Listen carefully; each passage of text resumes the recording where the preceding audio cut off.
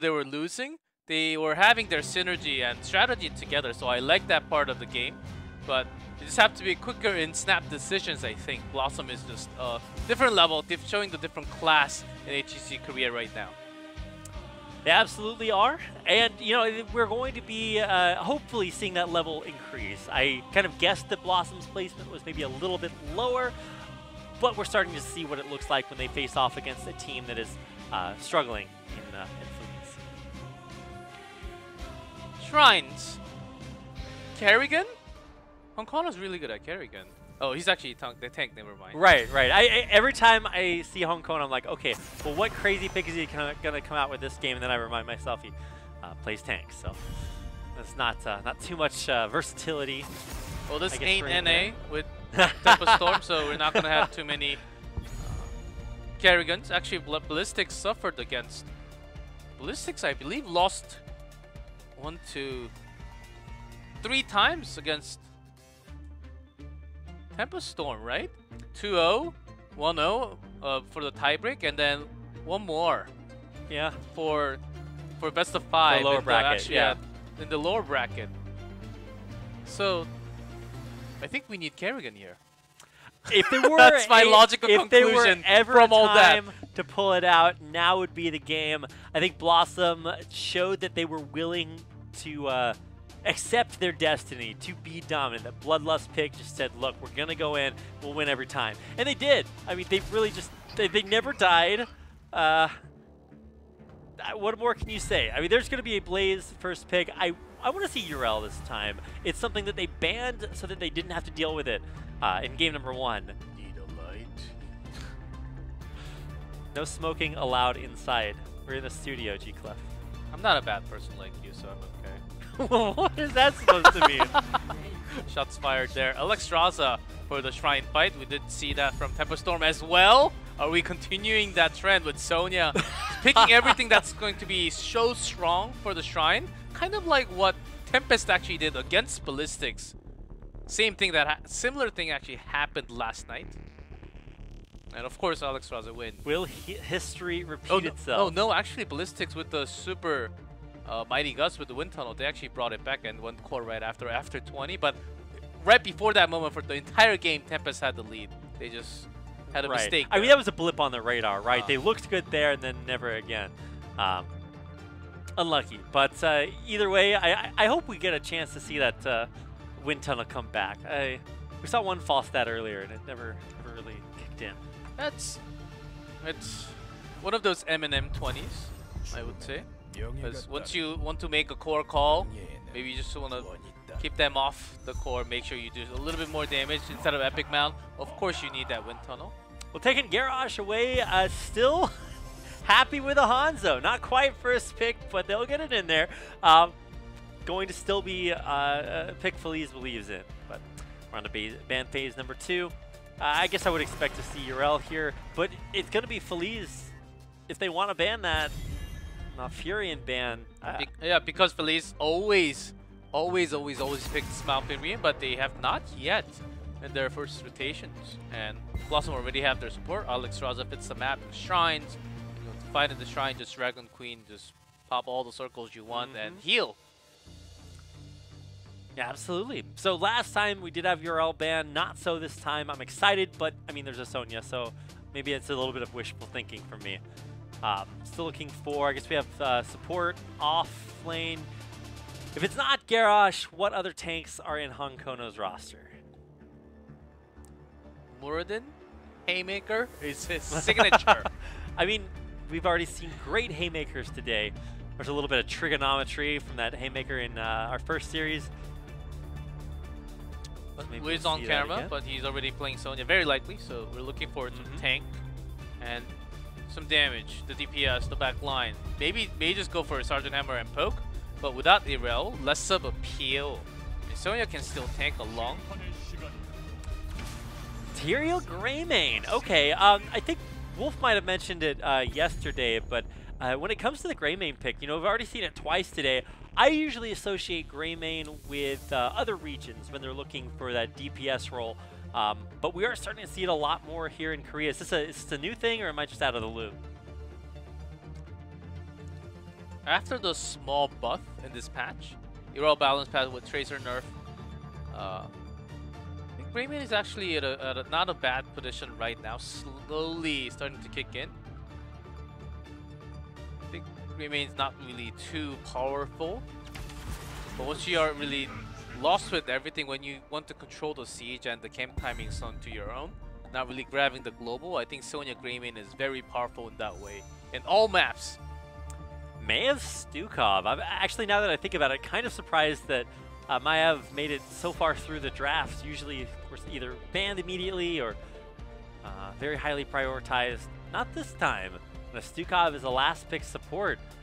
You think that's very surprising to BlossoM? Could they have expected that, given how high priority it usually is? Just a little bit, and for the worst counter against the cage, we'll have the false stat just for escapes of all his allies. Alexstrasza, Greymane, Sonya, very weak against the cage once they're tethered in. So having that Mighty Gust will be a good amount of help for BlossoM. It's up to Stukov's job for Leo actually to have all the silence. I do like both sides, but a little bit better for the map control and the shrine control for BlossoM. Not just saying that because of their better team, just it's a lot more fitting for the map, I think.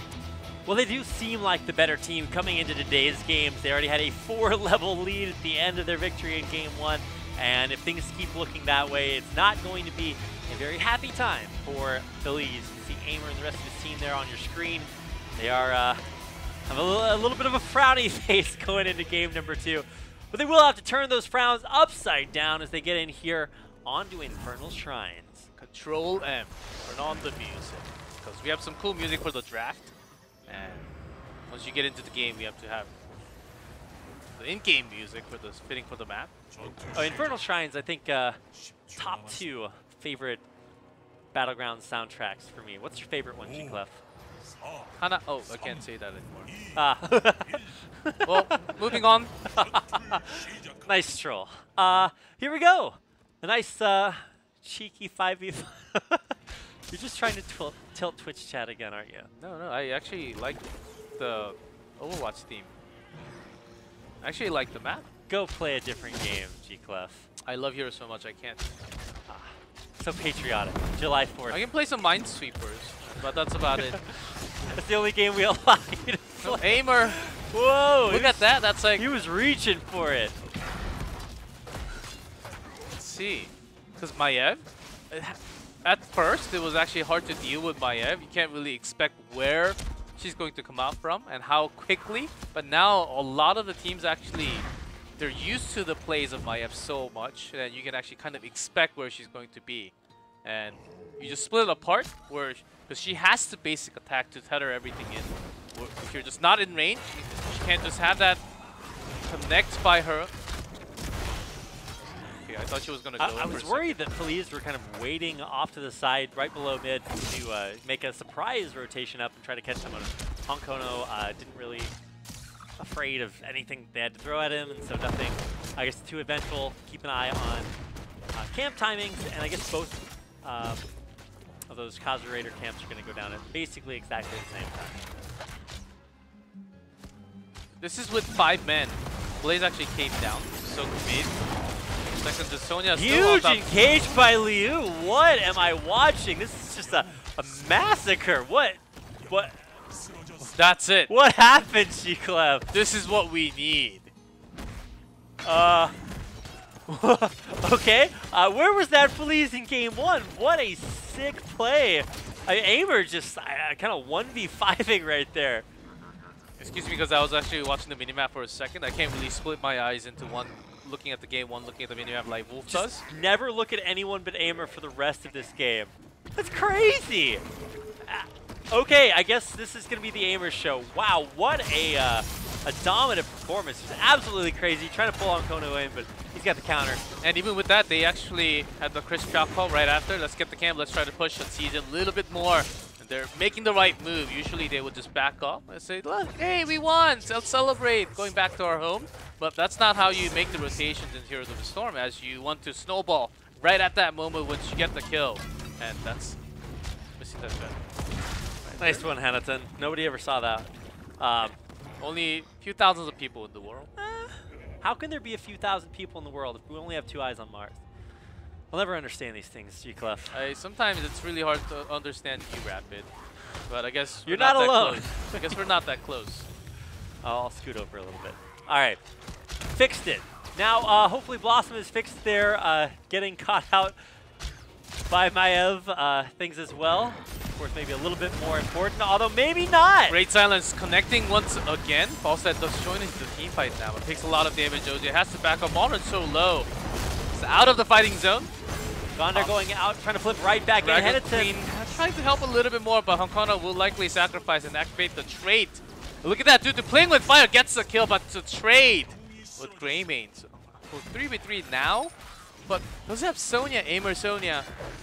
Trade 2 for 2. Modern getting flipped in. I think he's actually okay with that. OJ will be able to heal up off this good heal over time there by Stukov, but he and Aimer will be chased away. Without the support, it's hard, but Wiz taking the damage can actually sustain so well with the Shrine. That's the power of Sonya. And that's why you pick her in the early rotations of the draft. He's so hard to deal with that sustain. Now OJ's only 4 coming more. In. They're on the res, so let's look at try number 2 here for Feliz. Should look much better, but OJ dropping down very, very low. A nice silence there by Stukov, but will it be enough? Gondar, not enough healing. Yeah, gets the glove, but that's not going to heal him instantly. But Wiz does survive because of the shield. It almost went down.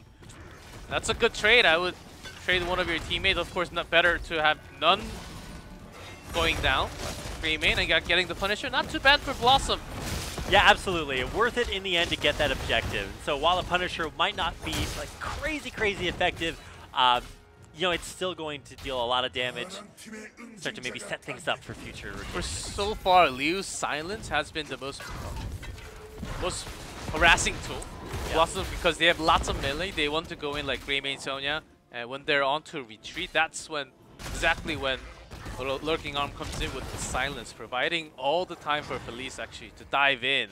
And Aimer dives at the same time, so great amount of teamwork already shown by this Maiev, which I thought initially not going to make too much of an impact, but so far BlossoM's actually not responding perfectly. Yeah, all the way from getting caught out early on, that's just really confusing to see a different BlossoM than we saw in game number 1. So right now, Feliz look great. They might have lost that objective, but they cleared up the Punisher immediately, and now we're back on the push. They shoved a big wave in top with that camp that they had taken. They rotate immediately bottom for more. We'll see as, look at that, Feliz trying to catch the rotation, and Wiz is the first target. Pulls in, but not much of a follow-up, and it was Sonya was the target. If it was Merryday, Alexstrasza, I think they would have went for some burst, but on a wrong target, so deciding not to go all in. I do like that choice. And they're controlling slightest bits of macro by doing these. Honkono very far away from the rest of his team. Of course, Tyrael, by the way, he's out of there. So he'll stay safe and let the rest of his team know, hey, your presence is required in the mid lane. So the rotation comes through, BlossoM push out. And what's the next move for Feliz? Because they've actually had really good macro this game. Making sure with Hanzo to control the camp timing. They're 10. They could have pushed a little bit more, forcing, because BlossoM just hit 10, there was like 10 plus seconds to push forward, do a little bit of damage, maybe look for kills because they were 10 and BlossoM was not. But instead they were doing the camp, which was kind of a waste. But maybe they just lacked the confidence to actually open the gates a little bit more. They just wanted to get an early macro control because Falstad is on to the other side. We don't have a global, so let's try to match that at least. I think maybe that was what's happening in Feliz mindset there. I can see the logic. And either way, this is the sort of brief reprieve that we have where both teams are either looking for picks or trying to shove lanes out, and neither one is really finding any. So hopefully the next shrine spawning in 20 seconds is going to kind of alleviate this and give us a big objective, and it does look like BlossoM are moving down in reaction to that shrine coming up. And to see the common abundance build from Merryday, the Cleansing Flame, it's actually not too bad against Maiev, because once they're in trouble, once they're on that healing as well, they will get healed. And that's based on maximum damage. Oh, not maximum HP, I mean. Excuse me there. That weird interaction with OJ. False stat coming from the side. OJ getting stomped. Yep, I mean, A lot of damage, but Hanzo's arrow does catch false stat, so that was almost the miss, but Modern getting hit, luckily. and a great position there on the bunker anyway. That was a pretty impenetrable area to, well, I guess, penetrate, but it's not on the point. And so for now, this is just going to be another shrine to BlossoM. This one, though, I think this Punisher might be a little bit more effective now that they do have all 5 alive, grouped up, ready to push into, I guess, what could be the first game. Because I think they were so pressured, they were getting chased by the entire team of BlossoM when they had the better position to start off. But right after the drip, all the power from the cleansing here behind comes Gus, catching Aimer only, so that's not going to be too impactful. Getting that tether onto Modern, and falls that very low, will get taken down. Yeah, so False had the first casualty after a somewhat lackluster engage attempt.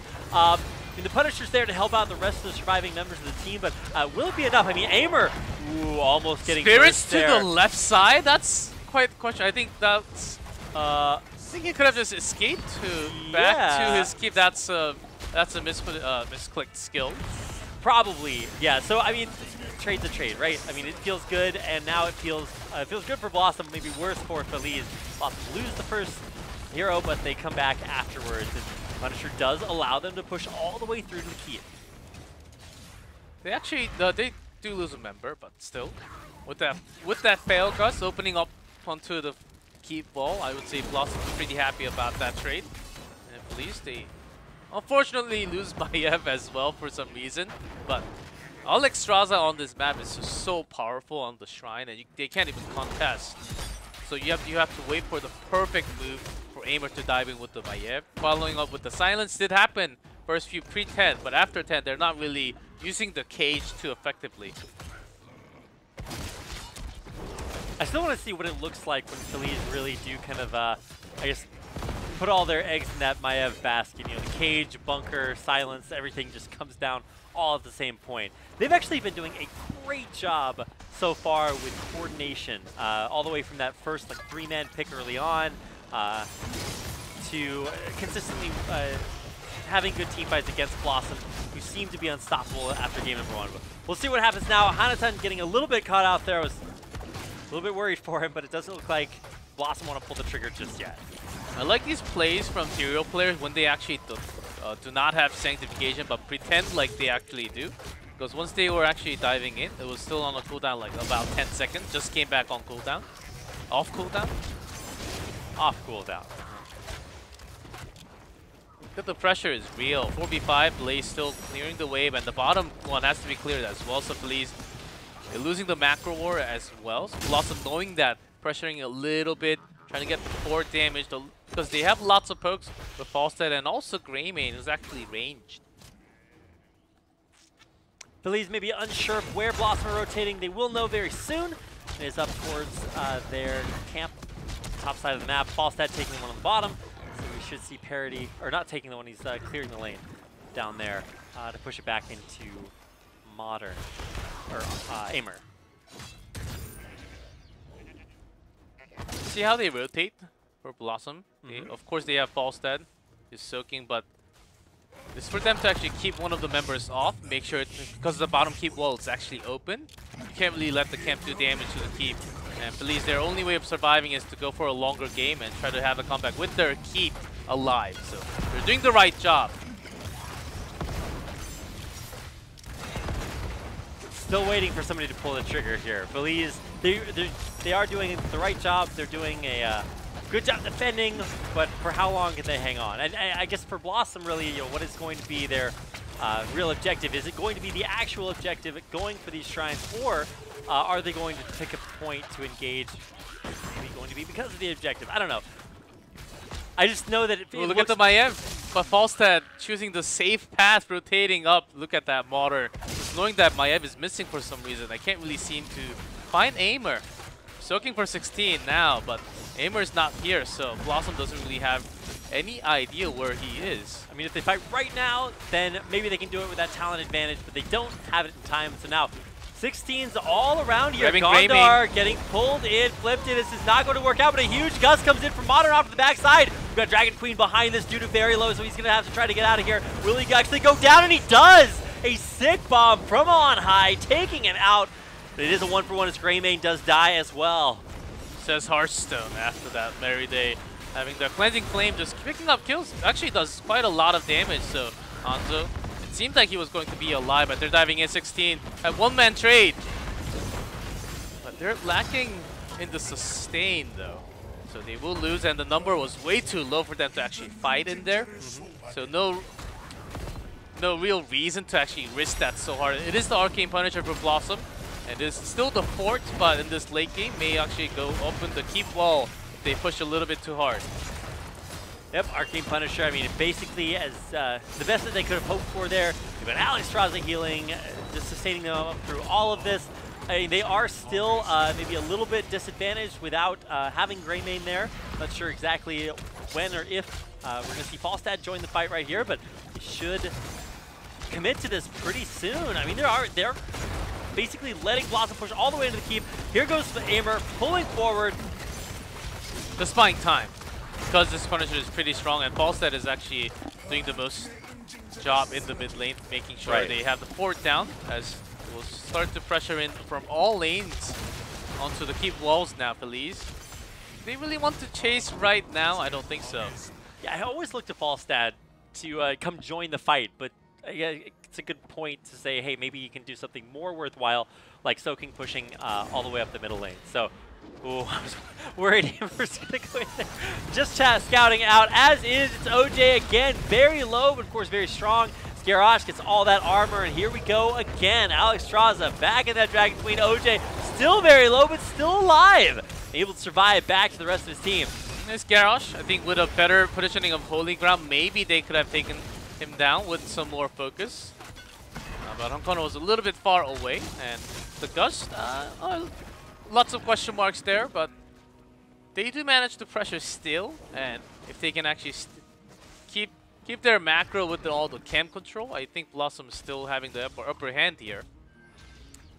That's right, and BlossoM take an advantage on camps, grabbing that one as their objective win, and moving down bottom to hopefully take this other one. I mean, OJ has really been willing to get up close and personal. So if he wants to do it again, oh my god! Takes Falstad down immediately, sinks CV Cage in perfect time. Greymane actually dives in with so much healing from the Dragon Queen as well. OJ has to go into the bunker to keep himself alive. Oh, Wiz getting super low there. OJ down very low as well. Pops back into the bunker. That an extra lease on life. Honkono back in the back, has to play very carefully there. Everybody healing up from Alexstrasza, going back in. This is the fight that never ends. OJ surviving through everything before how long? Pops again from Leo. The heals come in. That's the part of Stukov, but BlossoM just pushing them out with the amount of business, because you don't really think about too much, but along with the Dragon King, Alexstrasza having the abundance in the queue.